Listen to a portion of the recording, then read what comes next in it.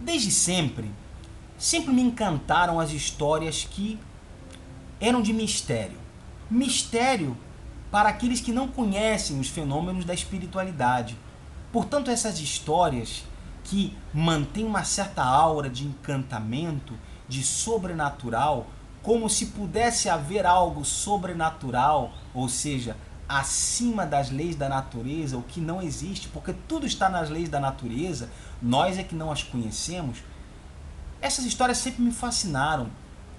E eu recordo em especial duas dessas histórias a serem narradas ao sabor da minha própria emoção, como diz o nosso querido Divaldo Franco, para poder dar-lhes a explicação espiritual.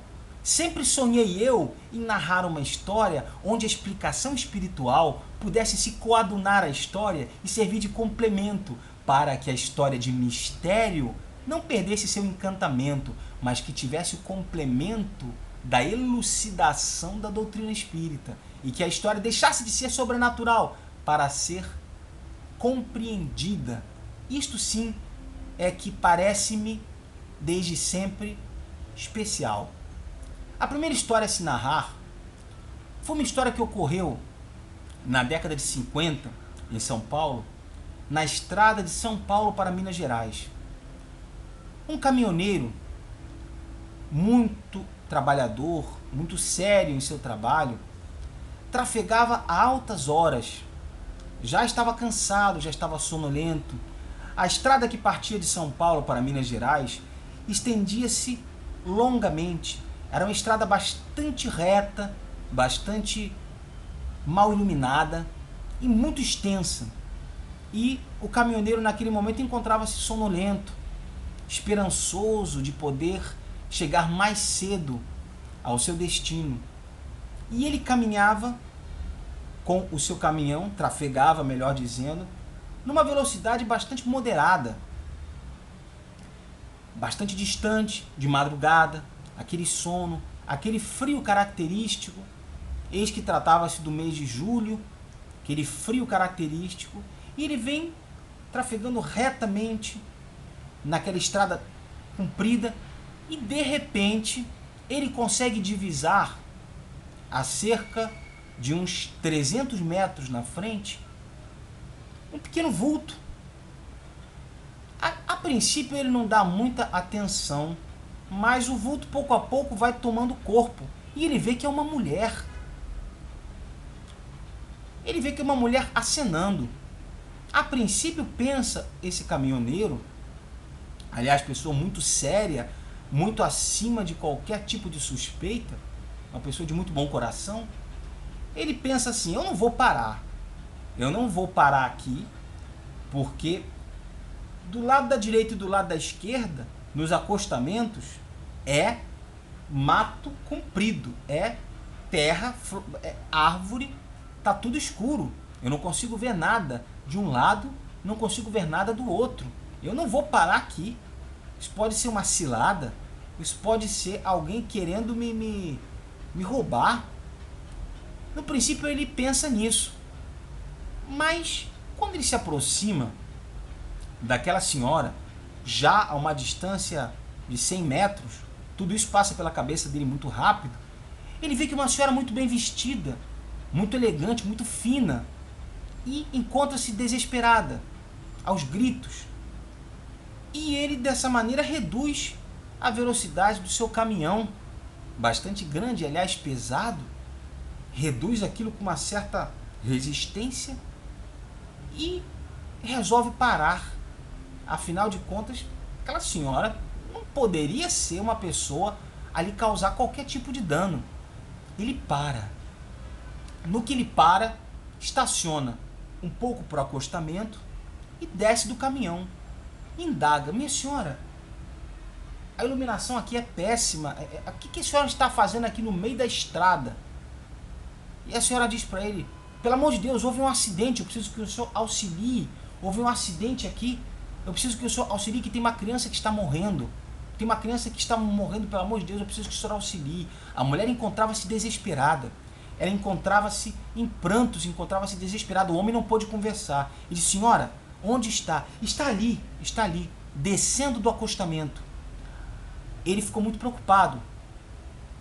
Ele ficou muito preocupado e disse assim, vamos até lá, vamos até lá.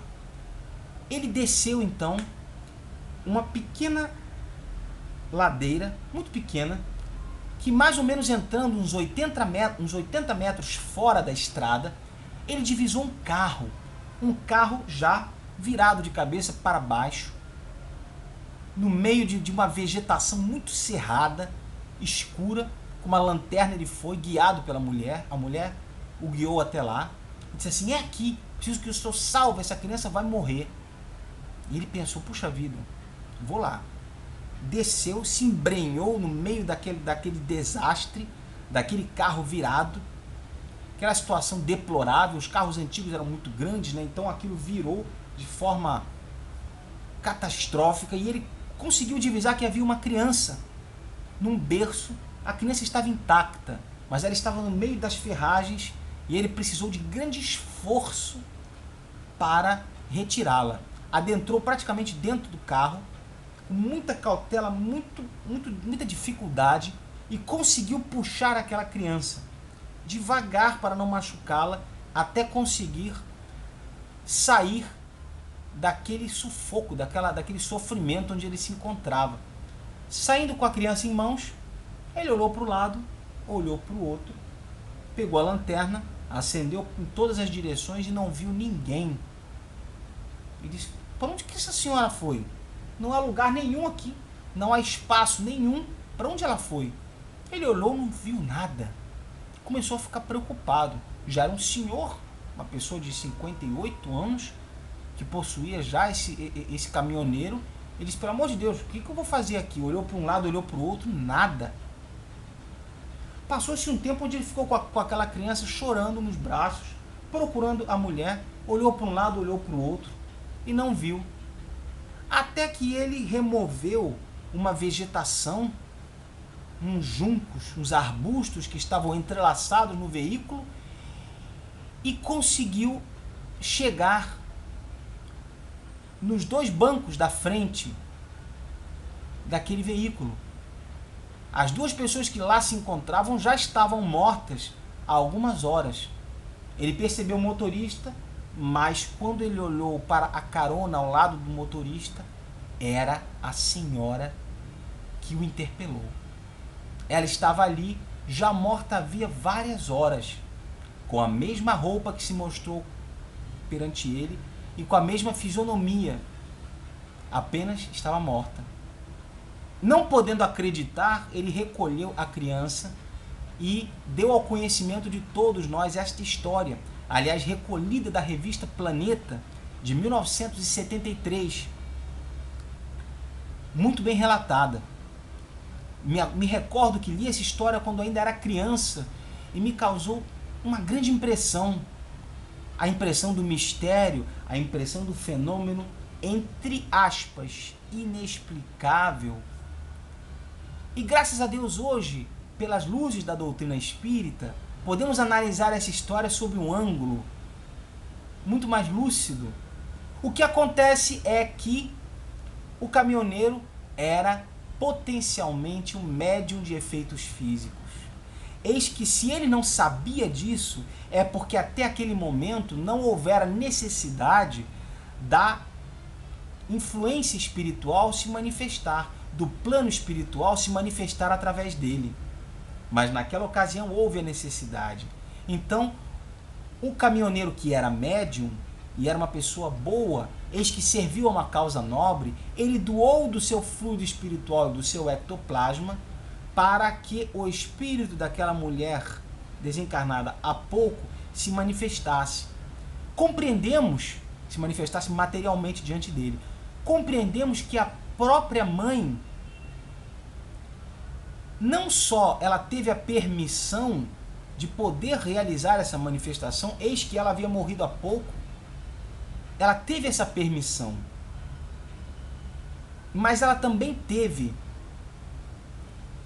algum grau de condição moral que lhe permitisse essa manifestação. Não podemos dizer que ela estava consciente da condição dela, necessariamente. Ela pode ter obedecido a um automatismo, como aquela pessoa que morre e continua andando, e daqui a pouco ela vê o corpo dela e percebe que ela não está mais no mundo dos encarnados, mas ela continua andando. Então foi permitido que essa mãe se materializasse, se manifestasse. Mas não podemos afirmar a rigor que ela soubesse do estado de desencarnada. Muito provavelmente ela sabia. E utilizou-se desse momento que foi permitido para realizar a missão de salvar o filho. Porque o filho não deveria perecer. Pela ordem espiritual, o filho não deveria perecer naquele momento. A mãe, portanto, utilizou-se do ectoplasma e do fluido do caminhoneiro médium para se manifestar e para se fazer visível, até o momento em que houve essa necessidade. No momento em que não mais houve essa necessidade, a imagem desapareceu. Compreendemos então aí um fenômeno de mediunidade de efeitos físicos, de doação abundante de ectoplasma para uma materialização visível e que convença realmente o caminhoneiro de que ele não estava tendo uma alucinação. Em nenhum momento ele desconfiou que aquela mulher estivesse desencarnada. Ele achou que era encarnada, tinha todas as características de uma pessoa encarnada. É evidente que nós percebemos aí não somente uma influência da desencarnada e do caminhoneiro médium, nós percebemos a influência também da espiritualidade superior, que não só permitiu que acontecesse esse fenômeno, não só permitiu que se cumprisse o desígnio de Deus, que era salvar a criança, mesmo de maneira a não aparecer, mas senão que colaborou ativamente. A espiritualidade superior, quando nós temos um sonho, quando nós temos uma visão, ela está colaborando para que aquilo sirva à finalidade que tem. Quando nós prevemos algo, é para evitar que aquilo ocorra, é para alertar aquela pessoa de que ela pode tomar uma decisão e pode adquirir uma postura de maneira a não se concretizar aquela previsão. Isso é uma coisa que ocorre muitas vezes. Se prevê para que a pessoa possa evitar. Da mesma forma, no exemplo do caminhoneiro, que a situação já havia acontecido, o desencarne do pai e da mãe, precisavam eles que alguém aparecesse, porque ninguém apareceria espontaneamente naquela estrada sinuosa, larga, escura. Precisou a espiritualidade superior de esses artifícios para realizar o fenômeno. Mas veja bem, nesse momento entendemos que não há a noção do sobrenatural conforme o vulgo e as pessoas em geral o interpretam. Não há a noção do sobrenatural, porque sobrenatural é o que está a rigor acima das leis da natureza. Não há nada acima das leis da natureza. O que há são fenômenos dentro das leis da natureza que são desconhecidas por muitas pessoas. E o desconhecimento faz com que a gente, de maneira leiga, atribua aquilo ao sobrenatural. Tem uma frase de um escritor muito bem humorado que diz assim: as centopeias são chamadas de centopeias não porque tenham 100 pés, mas porque a maioria das pessoas não consegue contar além do 14. Quando a pessoa vê muitos pés, ela chama centopeias. Mas não são 100, são menos. Mas aqui não conseguimos contar quantos são. Portanto, o desconhecimento dos fenômenos faz com que as pessoas atribuam ao mistério, faz com que as pessoas atribuam ao Espírito Santo, que elas não sabem o que é, faz com que as pessoas atribuam a um milagre de Deus, no sentido de sobrepujar e contrariar as leis da natureza, sem considerar que aquilo é um fenômeno mediúnico, clássico, dentro das leis da natureza, ainda que desconhecidas daquele médium, ainda que desconhecidas daquela pessoa, naquela ocasião. Então, a espiritualidade não precisava romper as leis da natureza, não precisava e não devia tomar aquela criança nos braços e levá-la à terra firme e a um lugar protegido, de maneira mágica. Não. ela se utilizou de um médium de efeitos físicos que desconhecia esse dom em si próprio para poder operar uma materialização onde pudesse salvar a criança. E nós percebemos uma coisa muito interessante. Qual de nós pararia numa estrada de madrugada, escura, com uma pessoa acenando para nós? Qual de nós, preocupados com a violência, em sermos roubados ou sequestrados, etc., qual de nós pararia? Nem o caminhoneiro. Ele também não pararia. Mas quando percebemos que o caminhoneiro muda de opinião, no momento em que vê aquela pessoa, que é um espírito, vê o seu perispírito materializado através do ectoplasma do médium densificado, quando ele pensa em não parar, a espiritualidade lhe sussurra: você deve parar, você deve parar. E ele não ouve com os ouvidos de carne, materiais, ele ouve com seu perispírito, ele percebe a ideia, ele capta a mensagem sem captar a palavra, e ele sente que deve parar e ele para. Isso é outro fenômeno interessante. Frequentemente estamos em situações onde não vamos fazer uma coisa e no final acabamos fazendo. É muitas vezes uma influência espiritual. Nós saberemos se a influência é boa de acordo com os objetivos do que estamos fazendo. Saberemos se a influência é boa ou má por este contexto. Se nós vamos fazer uma coisa ruim e na última hora não fazemos e a coisa boa permanece, é porque a espiritualidade superior nos deu um auxílio e nos socorreu nesse último momento para que nós não derrapássemos em erro. Da mesma maneira o inverso.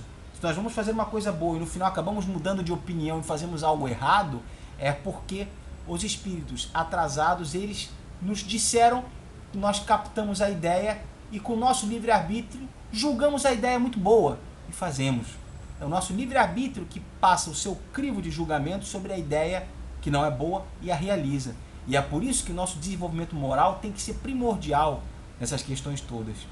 Esta é a explicação da história do caminhoneiro na estrada. Absolutamente real tal história, relatada em vários veículos midiáticos, jornais, revistas, relatada inúmeras vezes, explicada e etc., como uma história absolutamente verídica e que atesta a influência dos espíritos em nossa vida, em nosso cotidiano.